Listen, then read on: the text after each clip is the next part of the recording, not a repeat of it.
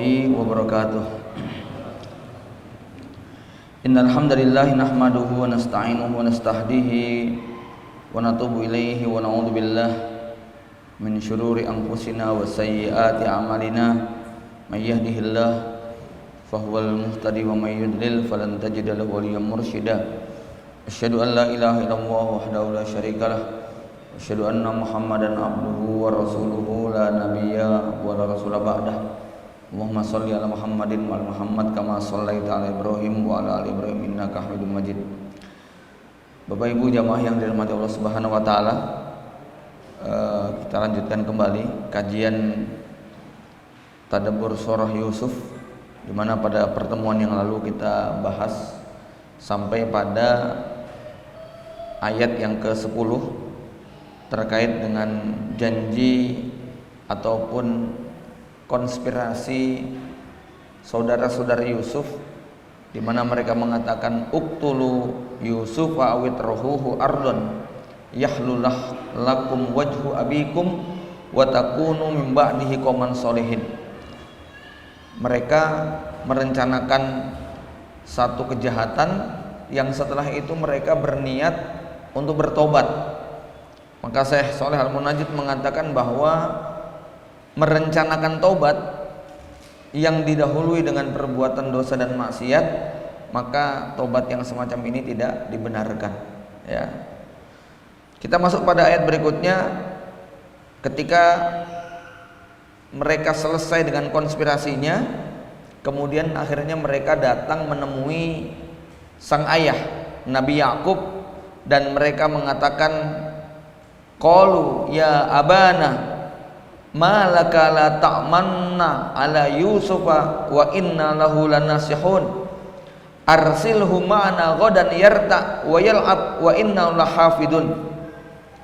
Qala inni la yahzununi an tadhhabu bihi wa akhafu an ya'kulahu dhi'b wa antum anhu ghafilun. Qalu la in akalahu dhi'bu wa nahnu usbah inna idzal khasirun. Falamma dhahabu bihi wa ajma'u ay yaj'alu fi ghayabatil jubbi wa awhayna ilaihi latunabbi'annahum bi amrim hadza wa hum la yash'urun. Saudara-saudara Yusuf datang menemui sang ayah setelah mereka matang merencanakan niat busuk mereka, yaitu membawa Yusuf ke sebuah tempat yang di situ ada sumur yang memungkinkan untuk dijadikan tempat pembuangan Yusuf. Maka mereka kemudian datang menemui ayahnya dan mengatakan, ya abana malaka la ta'manna, wahai ayah kami, apa sebabnya engkau tidak percaya kepada kami atas Yusuf? Sesungguhnya kami menginginkan kebaikan baginya. Wa inna lahu lanasihun, biarkan Yusuf besok pergi bersama kami agar dia dapat bersenang-senang, dapat bermain-main, dan kami berjanji akan menjaga Yusuf. Jadi ketika gelagat 10 orang saudara Yusuf ini tercium oleh ayahnya, sang ayah ini sudah khawatir. Sepertinya saudara-saudara Yusuf sedang merencanakan sesuatu sehingga ayahnya keberatan. Maka mereka merengek, merajuk kepada sang ayah supaya diizinkan. Yusuf ini sudah lama nggak pernah diajak main-main jauh. Ya, singkat cerita mereka merajuk dan akhirnya Nabi Yakub mengatakan, inni la yahzununi an tadhhabu bihi. Sesungguhnya aku sangat sedih, aku khawatir kalau engkau pergi dengan membawa Yusuf, karena aku khawatir nanti serigala akan menerkamnya. Waktu itu Nabi Yusuf usianya masih 7 tahun, jadi kira-kira kelas 1 SD. Saudara-saudaranya itu sudah berusia belasan tahun. Ya, maka nanti ada penjelasan Nabi Yusuf ketika nanti usianya 20 sekian tahun, ya, ketika sudah menjadi raja, sementara saudara-saudara Yusuf waktu itu usianya juga sudah 30-an lebih. Nah, perubahan dari umur 20 ke 30 ke 40 itu nggak kelihatan, tapi perubahan dari Anak 7 tahun ke 25 tahun terasa tidak Pak? Terasa. Makanya saudara-saudara Yusuf nggak tahu kalau itu Nabi Yusuf, tapi Nabi Yusuf itu tahu bahwa mereka adalah kakak-kakaknya, gitu ya. Karena jenengan mesti pangling kalau pisah 20 tahun sama anak kelas 1 SD, tiba-tiba sekarang sudah gendong anak, gitu kan. Loh, ini jadi waktu itu Nabi Yusuf masih kecil. Ya, nanti dikisahkan bagaimana Nabi Yusuf ngerti betul ini kakak-kakaknya. Karena kalau bertambah 20 tahun tapi dari mulai umur 25, ya saya bandingkan foto saya dengan foto umur 25 tahun itu ya beda tipis lah gitu ya. Kurus dikit, tapi secara penampilan nggak jauh beda. Tapi lain dengan foto kelas 1 SD dibandingkan dengan foto sudah jadi pengantin baru, mesti beda gitu ya. Jamaah rahimakumullah. Maka Nabi Yusuf, sang ayah Nabi Yakub sangat khawatir sekali kalau kemudian Nabi Yusuf yang masih umur 6-7 tahun ini dibawa. Nabi Yakub mengatakan, wa antum anhu ghafilun, kalian nanti asik main, kejar-kejaran, balapan, lomba ini lomba itu, ada yang mau ditinggal. Karena memang yang lainnya ini usianya sudah sepantaran. Dulu sudah kita kisahkan, Nabi Yakub ini pertama kali menikah dengan Laya, bukan dengan Rahil. Menikah dengan Laya sampai punya anak sekian, baru kemudian menikah dengan Rahil. Makanya ketika kakak-kakaknya Nabi Yusuf ini sudah tumbuh besar, Nabi Yusuf belum lahir. Ya, nikah dengan Rahil, tidak langsung punya anak, sekian waktu lamanya. Sehingga kemudian kakak-kakaknya Yusuf dari Laya maupun dari budak-budaknya ini usianya sudah relatif dewasa, pantaran itu ya. Karena Nabi Yakub menikahi Laya dengan budaknya, menikahi Rahil dengan budaknya. Sementara Rahil ini yang nanti melahirkan Nabi Yusuf dengan Bunyamin ini hamilnya agak lama. Ya, rentang waktunya sekitar 15 sampai 20 tahun baru kemudian Nabi Yusuf lahir. Makanya jarak antara Yusuf dengan kakak-kakaknya sangat jauh sekali, ya.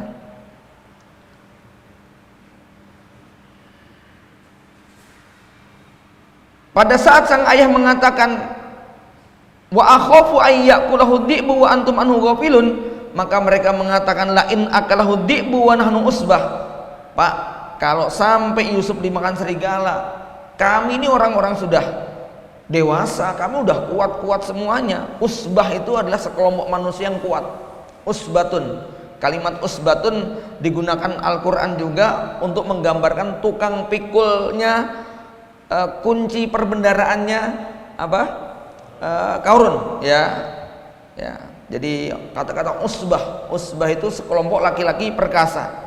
Mereka mengatakan wa nahnu usbatun inna idzal khasirun. Kalau sampai Yusuf dimakan ya dengan oleh serigala, padahal kami ini orang-orang yang kuat-kuat semuanya, ya betapa bodohnya kami, betapa celakanya kami. Dengan bujuk rayu yang begitu akhirnya dilepaslah Yusuf. Falamma dhahabu bihi wa ajma'u ay yaj'alu fi ghayatil jubbi wa auhayna ilaihi, maka tatkala mereka membawa dan sepakat memasukkan ke dalam sumur, mereka menghitung itu, ini kira-kira Yusuf mati atau tidak di dalam. Ya, Bapak Ibu sekalian, itu tidak ditinggal kemudian Nabi Yusuf ditinggal pergi Pak ya. Tapi setelah dimasukkan, ditengok masih hidup nggak? Nggak lagi. Sehari, besok lagi ditengok lagi, masih hidup nggak? Oh masih hidup. Ya, tinggal lagi. Besok lagi ditengok, oh masih hidup, gitu ya. Hari ketiga tiba-tiba datang wajahat sayyarah, datang kelompok kafilah yang kemudian mandek, lalu kemudian apa? Fa'adla dalwah, mereka memasukkan timbanya ke dalam sumur tersebut. Ya, betapa kagetnya pada saat mereka tiba-tiba merasakan ini kok tali timba berat sekali. Ya, tiba-tiba di situ seorang anak kecil sedang bergelayut. Ya, coba bayangkan jahatnya. Saat kemudian akhirnya Yusuf kecil ini berhasil keluar dari sumur, dan di situ Allah berfirman kepada Yusuf. Jadi sejak Yusuf itu dimasukkan ke dalam sumur, Allah sudah memberikan wahyu kepada Nabi Yusuf. Wa auhayna ilaihi, kami berikan kami wahyukan kepada Nabi Yusuf, latunabbi annahum bi amrihim hadza, sesungguhnya kamu nanti akan menceritakan kepada mereka semua perbuatan mereka, wahum la yash'urun. Tapi pada saat itu kakaknya sudah nggak ingat lagi. Ya, jadi masya Allah ya, Allah memberikan kabar gembira kepada Nabi Yusuf saat itu juga. Kapan kabar gembiranya terjadi? Setelah 20 tahun sekian, begitu. Artinya kalau Rasulullah SAW memberikan bisyarah, kabar gembira kepada kita, itu tidak kemudian saat itu juga menjadi kenyataan. Ya, banyak janji-janji Nabi yang sampai sekarang belum menjadi kenyataan. Tapi kalau itu merupakan wahyu, pasti dia akan terjadi. Ya, kita kutipkan beberapa catatan dari Syekh Shalih Munajjid terkait dengan ayat-ayat ini. Yang pertama, annal insana idza dhanna saw bi insanin fala yasluhu ayyulakkinahu hujjatan. Kalau seseorang itu curiga, sebaiknya jangan menyampaikan kepadanya sesuatu yang nanti menjadi alasan bagi orang tersebut untuk membenarkan kecurigaanmu. Jadi di sini ada kesalahan Nabi Yakub. Nabi Yakub melakukan satu kesalahan di mana dia mengatakan, wah jangan, nanti kalau dimakan serigala gimana? Nah, kata-kata nanti kalau dimakan serigala akhirnya dipegang oleh anak-anaknya Nabi Yakub, di mana akhirnya kemudian anak Nabi Yakub mengatakan, Pak, ternyata benar Pak, dimakan serigala. Boleh jadi saat itu anak-anaknya Nabi Yakub tidak memiliki rencana seperti apa. Tapi begitu bapaknya mengatakan, aku khawatir kalau nanti anakku dimakan serigala, sedangkan kamu itu kemudian asik dengan permainanmu. Akhirnya mereka kemudian justru menemukan celah. Ya, nah ini pentingnya sebuah pesan Rasulullah SAW, istainu ala hawaijikum bil kitman. Hendaknya kalian menggunakan metode kitman untuk menyelesaikan urusan-urusan kalian. Ya, artinya begini, ya. Dalam kehidupan kita, kalau kita curiga kepada seseorang, nah, jangan sampai yang kita sampaikan kepada dia membuat nanti dia punya alasan untuk membenarkan perbuatan curangnya. Ya, makanya ketika kemudian anak-anak Nabi Yakub pulang mengatakan waja'u abahum isa'iyyabukun, mereka datang dengan linangan air mata. Ya, mereka datang dengan bidamin kadzib, dengan darah palsu dari seekor serigala. Itu akhirnya mereka mengatakan, Pak, ternyata apa yang Bapak khawatirkan terjadi. Kami sudah mati-matian sungguh-sungguh, ternyata gagal. Ini buktinya, baju Yusuf yang sudah bersimbah darah. Walaupun nanti Nabi Yakub mengetahui bahwa itu adalah sebuah kepalsuan. Ya. Ini poin yang pertama, bahwa seseorang itu kalau curiga kepada sesuatu sebaiknya jangan menceritakan kekhawatirannya kepada orang lain. Khawatir justru malah dijadikan sebagai alasan. Ya. Yang kedua, anna wa azza wa jalla sabata Yusuf min badai amrihi, bahwa Nabi Yusuf itu telah mendapatkan pesan dari Allah ketika di awal mengalami ujian. Wa auhayna ilaihi latunabbi annahum bi amri madza wa hum la yash'urun. Tapi kapan kemudian peristiwa ini terjadi? Ternyata setelah sekian waktu yang cukup panjang. Ya.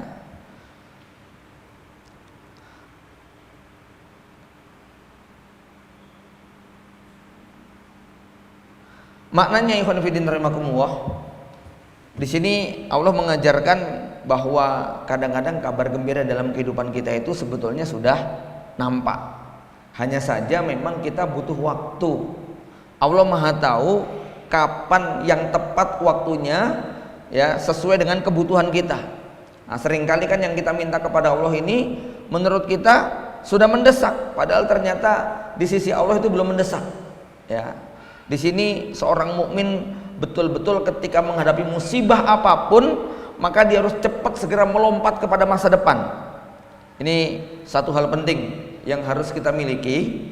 Seorang mukmin pada saat dia melihat musibah apapun, dia harus segera melompat kepada masa depan. Antum ketika misalnya Jadi gini, orang itu kalau segera berpikir melompat kepada masa depan, dia akan cepat untuk meninggalkan kesedihannya. Coba ya, kalau antum mendengar ada orang ngadu begini, dia datang kemudian cerita, aku baru aja kecopetan, ya berapa? 10 juta, begitu ya. Pasti suasananya sedih, ya. Tapi kalau orang bilang, aku kehilangan mas 10 juta, kapan? 12 tahun yang lalu, gitu ya. Jadi sedih nggak? Oh, udah lama toh, gitu kan? Ya. Nah, kita juga kita bisa membawa keadaan kita sekarang kepada masa depan. Dan itu mudah aja dengan pembuktian terbalik. Misalnya sekarang sudah berumah tangga atau yang masih bujangan, Anda waktu di SD pasti mengalami hal-hal yang nggak enak, entah dibully temen, entah di apa, yang waktu itu kalau dirasakan pasti apa? Menyakitkan. Pertanyaannya, sekarang masih ada nggak rasa sakit itu? Sudah nggak ada. Ya. Anda waktu SMP pernah mengalami sesuatu dari teman-teman Anda. Nanti sebelum berumah tangga, yang sekarang lagi punya masalah banyak, entah itu di PHK, entah itu sedang patah hati dan seterusnya, ya, segera lompat 10-15 tahun ke depan. Bayangkan bahwa itu semua terjadi sudah sekian waktu yang silam. Nah, ini yang membuat Nabi Yusuf kuat adalah dari sejak awal Nabi Yusuf mengalami ujian, Allah sudah memberitahu bahwa kamu besok akan bisa menyelesaikan itu semuanya. Nah, jadi kalau kita punya keyakinan semacam ini akan tenang. Saya dulu merasakan di tahun-tahun 2007, 2008, 2009 itu masa-masa kami berat ini. Masa-masa di Arafah lagi jatuh-jatuhnya gitu kan ya. Tapi ingat dengan pepatah Cina waktu itu. Saya lupa matan Cinanya gimana, tapi yang hafal terjemahannya. Bunyinya begini. Tahun-tahun itu sulit, tapi tahun-tahun itu akan berlalu. Coba dengarkan kalimat ini ya. Tahun-tahun itu sulit, tapi tahun-tahun itu akan berlalu. Waktu 2007 kita bilang, wah ini tahun paling beratnya, apalagi 2008 nih, kayaknya kita sudah, tahu-tahu udah 2009 gitu ya. Lewat juga 2008-nya. 2009 kita bilang, wah beban kita makin berat ini, kayaknya harus perlu banyak PHK nih, gimana menghadapinya nih. Tahu-tahu 2011 gitu ya. Sama ya. Anda juga begitu ketika menghadapi ini kayaknya 2020 ini pekan kacau ekonomi, 2021 ini makin begitu kan. 3 tahun lagi terkejut loh, tahu-tahu 2023 ya kan? Ya. Nah, makanya apa? Kalau kita sedang mengalami satu musibah, hal yang tidak mengenakan, segera lompat kepada masa depan. Apa yang kita saksikan sekarang ini sebenarnya cuma kenangan. Ya. Ini yang dimaksud dengan tahun-tahun itu sulit, tapi tahun-tahun itu juga akan berlalu. Coba antum hitunglah, problem masalah apa saja yang antum hadapi, lewat nggak akhirnya? Lewat semuanya. Kekhawatiran itu akhirnya apa? Berlalu semuanya. Ya, maka ini yang menguatkan Nabi Yusuf untuk bisa tegar. Karena kalau kita lihat perjalanan seorang Yusuf bin Yakub alaihi wassalam, ini perjalanan yang luar biasa, ujiannya sangat luar biasa. Ya, tapi dari sejak awal Nabi Yusuf mengalami musibah, Allah sudah memberitahu bahwa Nabi Yusuf nanti akan keluar sebagai pemenang.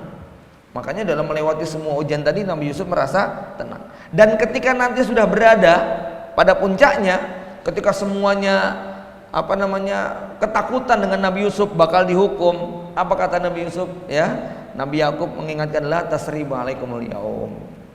Enggak ada. Itu sudah, saya sudah melupakan, saya sudah tidak menghitung itu semuanya, ya. Masuk ayat 16, waja'u abahum Isa yabkuna qalu ya abana inna dhahabna nastabiqu wa tarakna yusufa inda mata'ina fa akalahu dhi'bu wa ma anta bimu'minin lana walau kunna shadiqin. Mereka datang kepada ayah mereka di sore hari sambil menangis. Jadi mereka pergi pagi hari, ya. Tapi sekian hari itu, ini menurut riwayat yang tadi menyebutkan Nabi Yusuf saudara Yusuf tidak balik-balik. Kenapa? Karena mereka ingin memastikan, ya, keadaan Nabi Yusuf itu bagaimana. Jadi nanti ketika Nabi Yusuf akhirnya diambil oleh para musafir yang ingin melakukan perjalanan ke bumi Mesir, begitu mereka mendapatkan Nabi Yusuf, 10 orang saudaranya ini mendekat dan tiba-tiba mengatakan, maaf Pak, ini budak kami kabur. Bayangkan coba, jahatnya ya.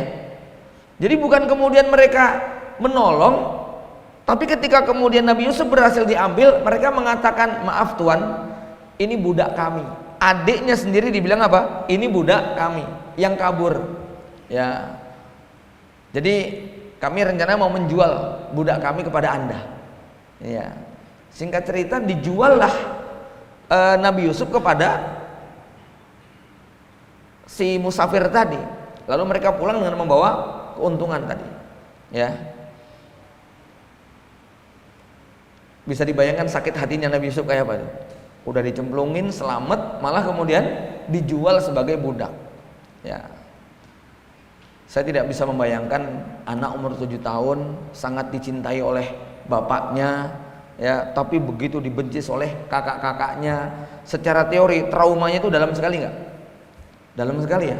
Ya, coba antum merenungkan deh, anak 7 tahun diperlakukan kayak begitu sama kakak-kakaknya.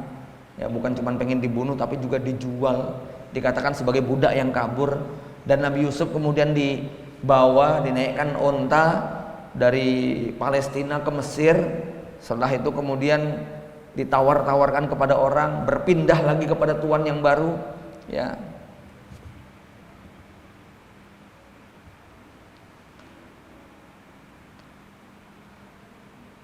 Syekh Shalih Munajjid mengatakan, annal mutadhahir bil amri yang kashifu amruhu li ahlil basirah.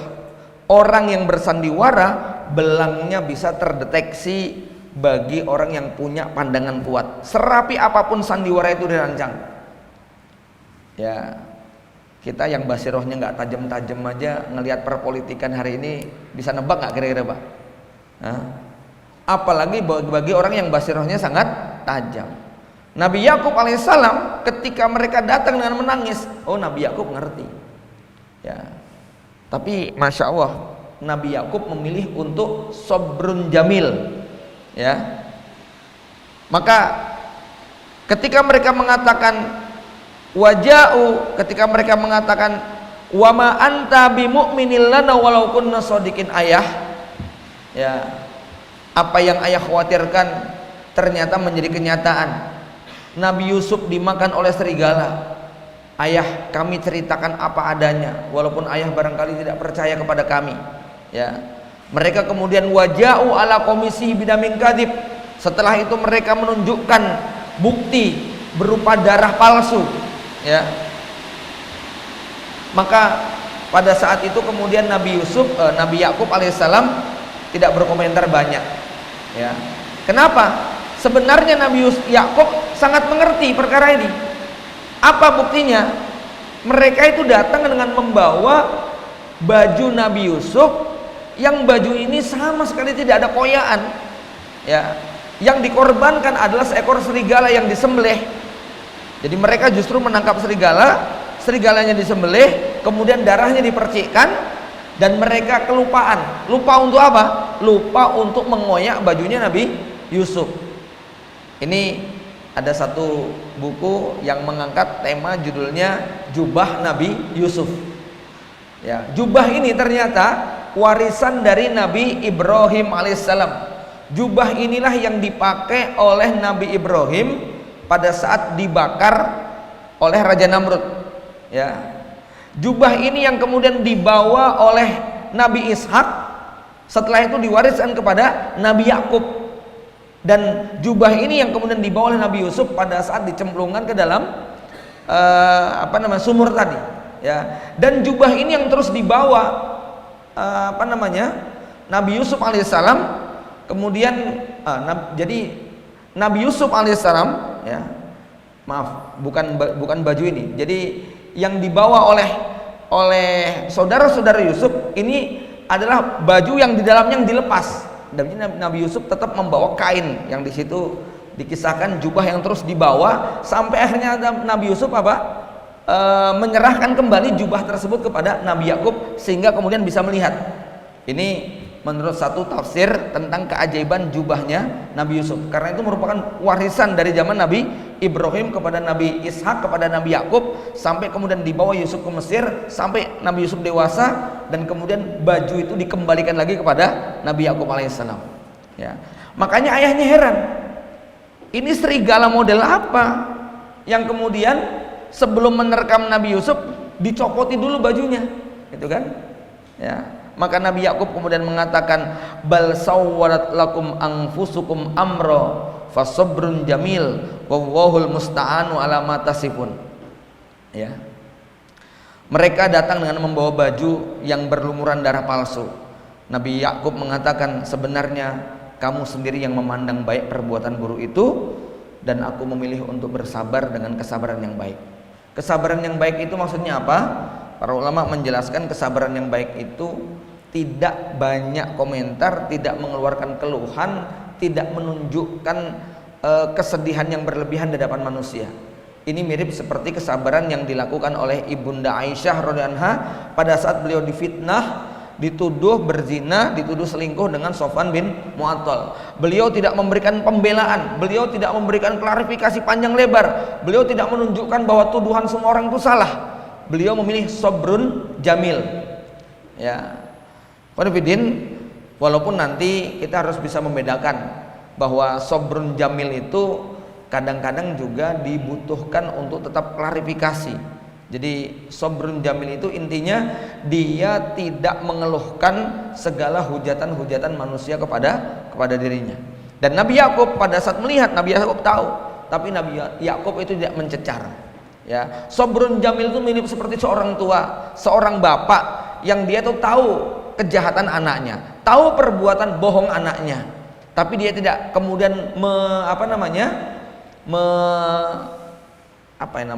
bertanya dengan pertanyaan yang kemudian anaknya jadi kebingungan untuk menjawab. Sebetulnya Nabi Yakub bisa, tapi Nabi Yakub hanya berkata dalam hatinya, bal sawwalat lakum anfusukum, ya, kalian telah diliputi, ya, diri kalian sendiri yang memandang baik perbuatan buruk itu. Sawwalat lakum anfusukum amro. Jadi Nabi Yakub tidak kemudian mengejar, yang benar nih, masa baju kayak begini, Nabi Yusuf masa diterkam serigala, bajunya aja masih utuh. Ya. Tapi sebenarnya diamnya sang ayah itu membuat anak-anaknya jadi apa? Jadi kemudian merasa gelisah. Nah, ini buat para bapak, ya, satu nasihat, kalau kita mengetahui anak kita dalam posisi terpojok, jangan kemudian dikejar. Ya, pilih apa? Sobrun jamil. Karena sebenarnya anak itu juga ngerti, jadi bapaknya sudah tahu. Tapi betapa sang bapak itu sangat belas kasihan.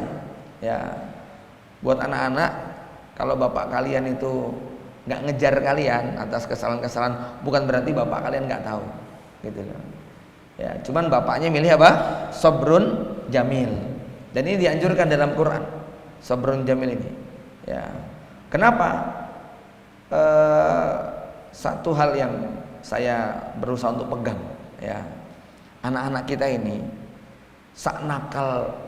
senakal-nakalnya mereka, sebandel-bandelnya mereka, ya, ketika ekspresi orang tua itu tetap menampakkan cinta, kasih sayang, itu cuma masalah waktu aja.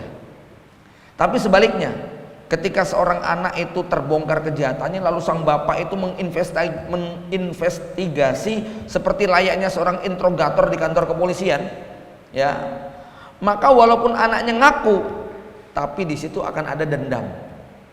Ya. Andai kata anak itu besok menyesal, dia ingin kembali ke jalan yang benar, tetapi rasa gengsi dia kepada bapaknya itu terlalu kuat sehingga dia tidak mau kembali. Ya, ini mirip seperti yang dilakukan oleh Buya Hamka ketika beliau di penjara. Kemudian kita tuh kan ini Pak, ya, kalau didolimi orang itu pengennya doanya gimana? Semoga dibalas Tuhan, biar nanti Tuhan sendiri yang menghukumnya, ya. Gusti Allah boten sare, mesti kalimat itu keluar gitu ya.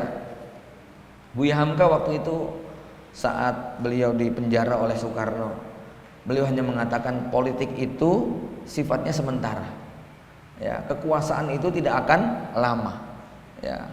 Kalau saya menunjukkan ekspresi kebencian, dendam dan lain sebagainya, maka kekuasaan itu kan tidak lama. Nanti kalau kekuasaannya berakhir, posisinya sudah hilang, orang-orang itu menyesal. Nah, orang-orang yang menyesal, orang-orang yang tobat itu, kalau dia hanya mendapatkan bekas-bekas permusuhan dengan kita, maka orang itu pun akan berat untuk kembali bertobat.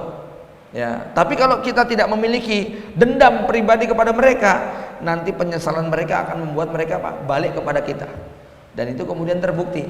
Soekarno di akhir hayatnya minta waktu agar jenazahnya disolatkan oleh Hamka. Padahal Soekarno lah yang memenjarakan Hamka. Ya tentu tidak semua orang harus kayak Hamka juga ya. Ya, iya gitu ya. Nanti kurang seru kalau di dunia ini kok semua orang kok terlalu pemaaf gitu loh. Harus ada lakonnya lah gitu ya. Ya. Nah, terserah dengan itu tipikalnya yang mana begitu loh. Ya. Sama. Tapi kalau untuk anak-anak kita saya menyarankan demikian. Kenapa? Ini anak-anak kita gitu kan. Ya.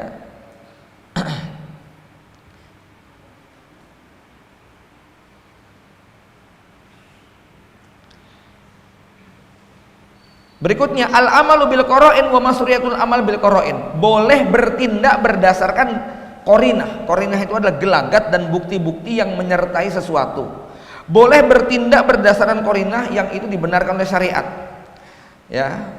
Artinya apa? Nabi Yakub itu curiga. Kenapa curiga? Tadi bajunya tidak robek. Ya, makanya Nabi Yakub kemudian menuding anak-anaknya apa? Bal sawwalat lakum anfusukum amra. Ya. Kemudian berikutnya ini terkait dengan istimbat sebuah hukum yang dimuat di dalam Al-Qur'an. Jadi begini. Ketika Al-Qur'an itu mengisahkan tentang sesuatu yang di situ tidak ada celaan, tidak ada keterangan haram, maka perbuatan itu menunjukkan diperbolehkan. Ya. Apa yang bisa kita ambil dari kisah perjalanan anak-anak Nabi Yakub? Di situ mereka melakukan perlombaan, lomba lari, lomba balap, lomba kejar-kejaran ini itu. Maka di sini istimbatnya adalah jawazul musabaqah wa masru'iyatuha. Berlomba itu dalam Islam diperbolehkan. Ya. Tetapi dalam Islam perlombaan itu tidak semuanya. Ada perlombaan yang diperbolehkan, ada perlombaan yang dilarang. Perlombaan yang dibolehkan, yang lombanya menggunakan hadiah dan taruhan, ya, itu adalah semua perlombaan yang menguatkan seorang mukmin untuk berjihad fisabilillah. Makanya Rasulullah SAW menyebutkan la sabaqo illa fi naslin au khaffin au hafirin. Tidak ada perlombaan kecuali pada panahan, balap kuda dan balap onta. Jadi kalau perlombaan balap kuda, balap onta boleh taruhan, Pak. Ayo kita lomba balap kuda, bayar 100.000, yang menang ambil hadiahnya. Ya, ini perlombaan yang boleh dapat hadiah. Lomba manah, balap onta, balap kuda dan manah, ini tiga-tiganya adalah perlombaan yang dibolehkan untuk apa? Bertaruh di dalamnya. Bertaruh itu maknanya masing-masing kemudian menyetorkan apa? Hadiah. Nanti yang menang dialah yang berhak mendapatkan. Tapi selain daripada 3 perlombaan ini, maka tidak dibolehkan adanya taruhan. Ya, maksudnya bagaimana? Dengan ikut lomba cerdas cermat, ikut lomba balap karung, ikut lomba maraton. Setiap peserta membayar uangnya, membayar perlombaan tadi dengan harga 50.000. Panitia dapat itu 1.000 peserta, 50 juta ya. Nanti juara satunya 10 juta, juara 2-nya 7,5, juara 3-nya 5 juta. Nah, lomba yang seperti ini haram hukumnya. Ya, yang boleh bagaimana? Yang boleh kalau hadiah tersebut diambilkan dari sponsor. Ya. Walaupun nanti ada ikhtilaf juga kaitannya dengan seberapa hari ini kuda, panah dan onta menjadi relevan di tempat tertentu, ya, untuk dijadikan sebagai apa namanya? Perlombaan dan taruhan. Ya. Karena bisa nuansanya jadi nuansa judi nih, Pak. Ya. Kalau itu dibolehkan nanti di setiap stable itu ada ya, lomba macam kayak begitu yang orang, nah ini nanti perlu dikaji ulang. Tapi secara umum di zaman Nabi SAW diperbolehkan itu. Lomba taruhan, yaitu lomba balap onta, balap kuda dengan memanah. Ya, karena nanti hari ini melebar. Kalau balapan motor gimana, Zat? Nah, ini nggak masuk. Ya, balap lari bagaimana? Ya, kan itu juga bisa untuk idat. Ya, kalau nembak bagaimana? Ya, lomba nembak.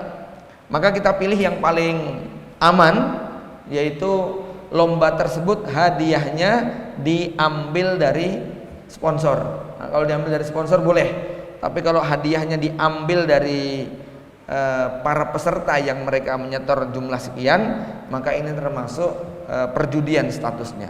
Kenapa? Ada yang diuntungkan dan ada yang dirugikan. Kalau sponsor nggak ada yang diuntungkan, nggak ada yang dirugikan. Maksudnya ada sih yang diuntungkan, yaitu yang menang, tapi dia menang bukan dengan cara merugikan orang lain. Sedangkan yang kalah haknya dengan yang menang sama dari uang yang dia bayarkan. Dia misalnya bayar 50.000, ya dia mendapatkan fasilitas mungkin makan, minum, kemudian lain yang nilainya adalah setara dengan uang yang disetorkan tersebut. Ya. Adapun yang mutlak haram, ini adalah perlombaan-perlombaan yang sifatnya sebagaimana disebutkan dalam beberapa riwayat, misalnya lomba adu ayam, ya, adu sapi, lomba apalagi, pokoknya pertandingan-pertandingan yang sifatnya mengadu, ya, itu berhadiah maupun tidak berhadiah haram hukumnya. Kalau tinju bagaimana? MMA, UFC, ya. Nah ini kalau kita sedikit harus husnudon ya, karena memang waktu terjadi pertandingan semacam MMA atau UFC yang terjadi, yang dilakukan oleh saudara kita Khabib, kemudian Hamzah, kemudian siapa lagi, beberapa orang-orang Dagestan itu, kita harus melihat dari sudut yang lain. Ya, kenapa? Ternyata memang warga Chechnya, Dagestan, tempat negeri Khabib tinggal, saudara-saudaranya itu rata-rata pemain begitu semua. Nah, ternyata kalau dilacak itu memang wilayah situ wilayah yang secara ekonomi sangat sulit sekali. Dan mereka melihat bahwa maisah yang paling gampang adalah dengan cara main UFC tadi. Akhirnya rata-rata mereka main di situ. Dan rata-rata nanti kalau sudah punya uang, mereka berhenti. Mereka akan berusaha menggunakan uang tersebut untuk modal, baik untuk keluarganya maupun yang lain-lain. Makanya kalau kita lihat, walaupun mereka itu menang sampai ratusan miliar, terakhir kemarin lawan si GC itu berapa hadiahnya? 147 miliar ya. Hanya 2 ronde ya, 147 miliar. Ya, yang sebelumnya dengan Conor itu hanya sekitar 34 miliar. Ya. Nah, orang-orang sana itu rata-rata begitu, dan mereka habis itu tobat begitu ya. Udah nggak usah main lagi, gitu kan ya. Sekarang sudah punya apa namanya? Punya modal gitu ya untuk bekerja, ya.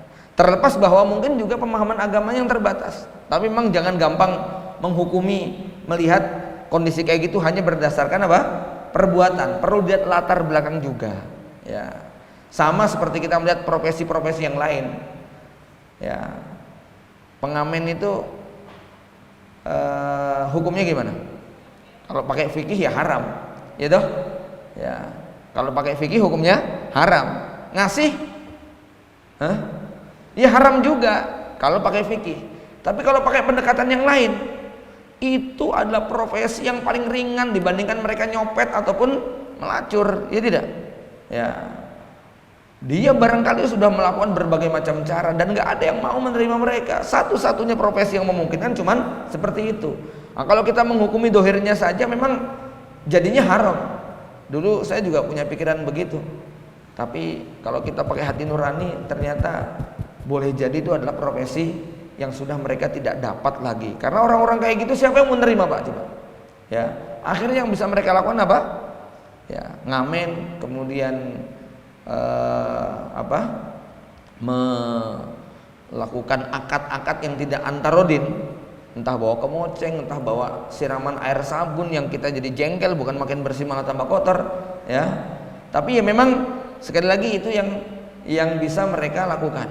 Nah, kalau pesan kepada anak kita itu momentum bagus. Tunak orang kalau tidak berilmu, kalau tidak sekolah, kalau tidak belajar, ya semacam itu. Ini kalau di perjalanan kita melihat hal-hal semacam itu menjadi tarbiyah buat anak-anak, ya. Kemudian imbaul maskuk fi amrihi bidzalika la'allahu yatubu, memberi peringatan kepada orang yang dicurigai berbuat jahat supaya dia bertobat, itu disunnahkan. Di mana Nabi Yakub mengatakan bal sawwalat lakum anfusukum, sebenarnya dirimu sendiri yang memandang baik perbuatan itu.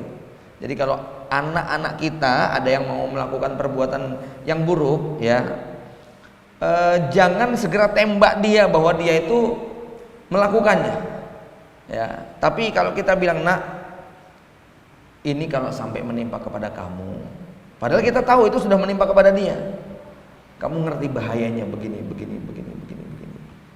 Nah, ya, kalau ini sampai kamu lakukan, ya, ini masa depannya. Sebenarnya anak itu sudah melakukan, tapi bapaknya menggunakan kalimat yang semacam itu, tujuannya supaya anak tadi bertaubat. Bal sawwat lakum anfusukum amro, ya. Kemudian as-sabrul jamil huwa, ya, yang dimaksud dengan sabrun jamil itu apa? Disebutkan di sini alladzi laisa fihi tasyakki wala juz'un, yaitu kesabaran yang tanpa keluh kesah dan tanpa perasaan gundah, ya. Kalau kesabaran biasa seperti apa? Ya, lazimnya orang dia bersabar karena sudah tidak punya pilihan. Imam Ibnu Qayyim menyebutkan sabar itu ada dua, ya, ada sabar yang sifatnya ijbari dan ada yang sifatnya ikhtiyari. Kesabaran yang sifatnya ijbari lebih ringan daripada kesabaran yang sifatnya ikhtiyari. Ya, kelihatannya secara dohir lebih berat sabar ijbari, ya. Nabi Yusuf dimasukkan ke dalam sumur itu ijbar, dan Nabi Yusuf ketika bersabar atas godaan Zulaiha itu ikhtiar, ya. Dan Imam Ibnu Qayyim mengatakan sabarnya Nabi Yusuf ketika digoda oleh Zulaiha itu lebih besar pahalanya daripada sabarnya Nabi Yusuf ketika dia dimasukkan ke dalam sumur. Kenapa? Kesabaran dimasukkan ke dalam sumur adalah sabar yang terpaksa, sedangkan sabar ketika digoda oleh Zulaiha adalah sabar yang pilihannya sangat banyak. Ya, ini bekal menasihati anak-anak kita.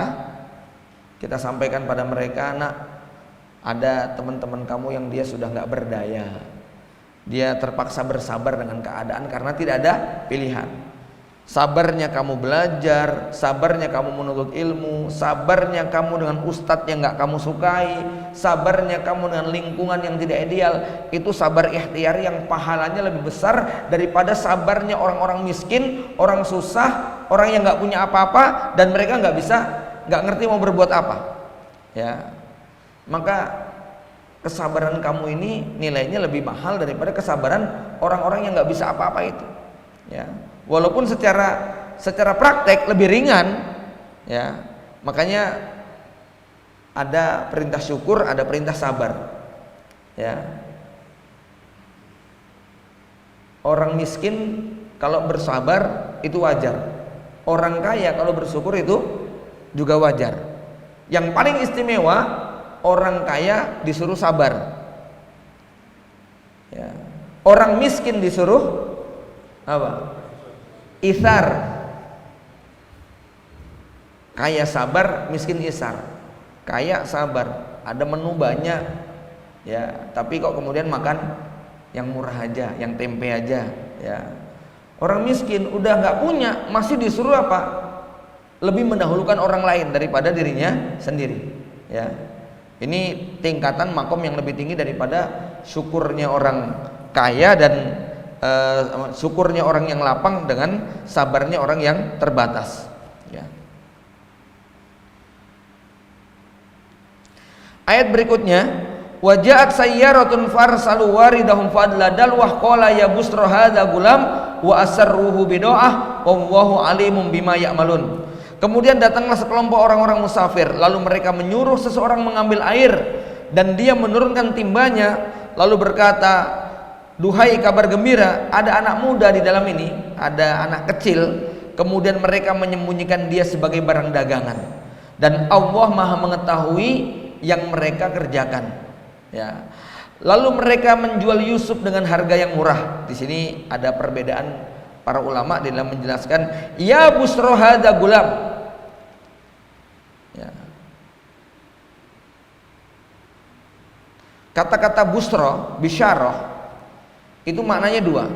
Bisa menunjukkan kabar gembira, tapi juga bisa menunjukkan kabar duka. Contoh, Allah Subhanahu wa taala kepada orang munafikin menyebutkan basyiril munafikina bi anna lahum adzabun alim. Sampaikan kabar gembira kepada orang munafik bahwa mereka akan mendapatkan azab yang pedih. Ini azab yang pedih kok menggunakan kata-kata sampaikan kabar gembira.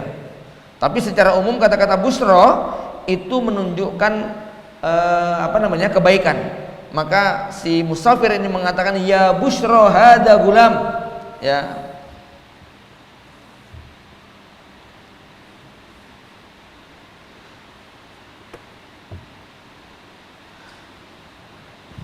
Kemudian ayat ini menjelaskan tentang bolehnya kita memberi hadiah kepada orang yang memberikan kabar gembira kepada kita. Jadi kalau ada orang datang ngasih tahu, ya, antum ternyata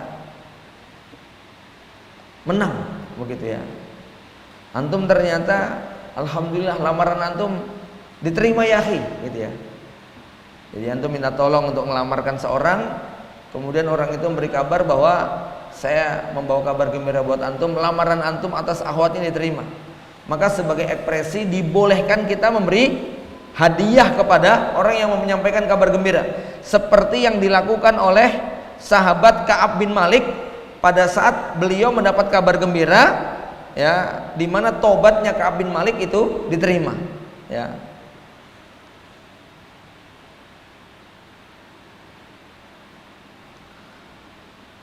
Disunnahkan juga memberi hadiah kalau ada yang memberi kabar gembira tentang sesuatu.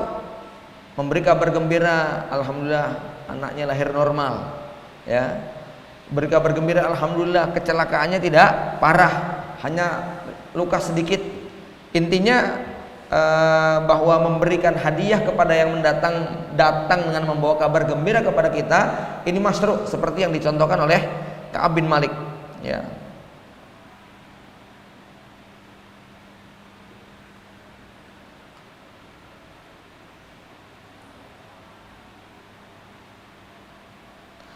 Dalam Islam, ya, menjual orang merdeka itu hukumnya adalah dosa besar, ya. Bai al-hur wa aklu samanihi minal kabair al-azimah. Maka ini dosa besar yang dilakukan oleh saudara-saudara Yusuf, di mana mereka ba'u hurran wa akalu samanah. Mereka menjual orang-orang merdeka dan memakan harganya, ya. Termasuk kabair, ya. Jadi dalam Islam menjual orang-orang merdeka kemudian memakan harganya ini masuk dalam kategori dosa besar. Ada satu anekdot yang terjadi pada sosok Abu Nawas. Dia jengkel sama temennya, bukan temen, dia ingin ngerjain raja, ingin ngerjain seorang pembesar di Bani Abbasiyah. Kemudian dia bawa ke pasar. Dia bilang sama sang raja atau pembesar ini, kamu tunggu di sini ya, saya tak masuk pasar sebentar, ya. Tiba-tiba kemudian dia mengatakan kepada seorang pedagang, Pak, saya ingin menjual budak saya, ya. Tapi budak saya ini walaupun badannya sehat, malas, itu nggak apa-apa, ya. Tapi ada satu akhlak dia yang barangkali nggak Tuhan sukai. Apa itu? Dia sering bohong, ya. Dia suka nggak ngaku kalau dia itu budak, gitu ya. Terus nggak apa-apa lah, ya. Yang penting murah, begitu, ya. Akhirnya, oke ya, deal ya, budaknya itu tuh sana, ya sudah terima, gitu ya. Akhirnya kemudian Abu Nawas keluar membawa uang, si temennya Abu Nawas atau si pembesar ini nungguin aja di sana. Tahu-tahu datang seorang laki-laki, sini kamu, ya, ayo ikut masuk kurungan. Loh, apa-apaan ini? Ya, loh, bener juga ya kata orang itu ya, bohong nih, nggak ngaku jadi budak gitu kan? Ya, ya. Baik, ini poin-poin dari ayat yang ke-11 sampai ayat ke-20 ya, yang bisa kita istimbatkan. Poin utamanya adalah tentang kesabaran seorang ayah di dalam mendidik anaknya. Antum bisa bayangkan Nabi Yakub itu menangis sampai berapa? 20 tahun lebih. Dan selama masa itu Nabi Yakub tidak pernah mencela, mengungkapkan tentang kekecewaannya kepada saudara-saudara Yusuf sampai kemudian nanti terbukti. Bahkan sampai ketika nanti saudara Yusuf datang, kemudian Nabi Yakub mengatakan, aku kok mencium bau Nabi Yusuf ya, gitu kan? Ya, ah bapak ini pikun nggak hilang-hilang, Nabi Yusuf masih diingat-ingat aja, gitu kan? Ya, karena waktu itu, ya, padahal mereka ini ngerti, tapi ternyata masya Allah, ya. Maka singkat cerita, nanti kalau kita lihat kesabaran Nabi Yakub membersamai anak-anaknya, itu yang kemudian mereka di akhir hayat, anak-anaknya menunjukkan sikap yang luar biasa. Apa sikap mereka ketika Nabi Yakub mengatakan, ma ta'buduna mim ba'di, apa yang akan kalian sembah kalau nanti aku telah mati? Maka 12-12-nya mengatakan, na'budu ilahaka wa ilaha abaika Ibrahima wa Ismaila wa Ishaqa ilaha wahida wa nahnu lahu muslimun. Barulah ketika 12-12-nya ini mereka semua komitmen menyampaikan janjinya, Nabi Yakub bisa meninggal dunia dengan tenang. Ini buah kesabaran seorang bapak dalam mengantarkan anak-anaknya. Maka buat kita semuanya, bapak-bapak khususnya yang diuji oleh Allah dengan anak belasan tahun, yang mereka ini pada fase-fase yang lagi agak mungkin menurut kita error, ya, maka seorang bapak dituntut untuk bersabar menghadapi mereka semua. Akan tiba waktunya di mana nanti Allah akan mengembalikan kesadaran mereka, ya. Aku qouli hadza wa astaghfirullah wa lakum. Assalamualaikum warahmatullahi wabarakatuh.